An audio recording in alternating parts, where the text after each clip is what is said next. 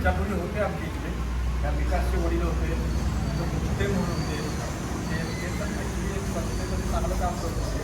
पण काही काळमध्ये विभागले आल्यानंतर शिरीष भाऊनी त्याच्यामध्ये लीड घेऊन आम्ही त्यांच्या पतसंस्थेमध्ये एक मिटिंग घेतली आणि 8 साली पुन्हा फॉर्मेशन मी म्हणणार नाही, पण रिफॉर्मेशन सीपीटी समाजाचं केलं आणि तेव्हापासून शिरीषभाऊ अध्यक्ष आणि ते सेक्रेटरी असं जवळ 8 ते 18 सालापर्यंत दरवर्षी आम्ही गेट टुगेदर करायचो.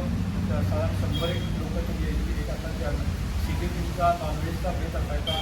काही ट्रिप्सही आम्ही साताऱ्यातून काढलं होतं. अलिबाग माळा नाशिकप्रमाणे अलिबागला आम्ही गेलो होतो. नंतर आणखी एकदम कुंडलला गेलो होतो, पुण्याला गेलो होतो. कुंडलला एक नॉनव्हेजचा आमचा कार्यक्रम झाला होता. नंतर असे साताऱ्यामध्ये आम्ही दरवर्षी जमायचो. त्याला साठ 100 लोक यायची. पण कारण कोरोनानंतर 18 साला म्हणजे 18 नंतर कोरोना झाला, त्यामध्ये जे थोडंसं डिस्टर्ब झालं, त्याच्यानंतर हा थोडंसं ते काम कमी झालं. आणि कमी झालं म्हणजे असं काय झालं की साताऱ्याची मुळात जी काही 50-60 कुटुंब होती त्या सगळ्यांची मुलं आज साताऱ्यात मुलांच्या काही प्रमाण नसल्यामुळं किंवा व्यवस्था नसल्यामुळं की पुन्हा मुंबई आणि आउट ऑफ इंडिया वगैरे अशी मुलं असल्यामुळं त्यांचे आईवडील पालक म्हणून मुलांच्या जवळ गेलेलं असल्यामुळं साताऱ्याची संख्या मुळात ती कमी आल्यामुळं आज जी आपण गेले 15-20 जण दिसतोय त्याचं कारण मुख्य हे आहे. साताऱ्याचा प्रत्येक मुलं खूप छान चालू होतं. अजूनही आम्ही त्याच्यानंतर मग प्रकाशराव गुप्तेने खरं म्हणजे त्यांचं मला विशेष कौतुक करायचं वाटतं.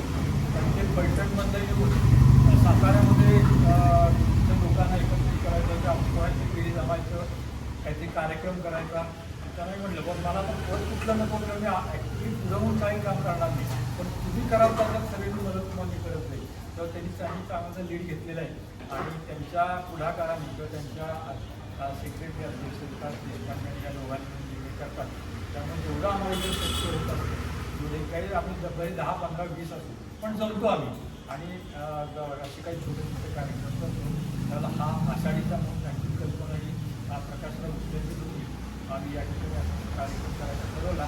अजूनही ते लोक येणार होते, पण आता आमचं उद्या ॲक्टिव्ह कार्यकर्ता प्रॉब्लेम मुंबईला निघाल्यामुळे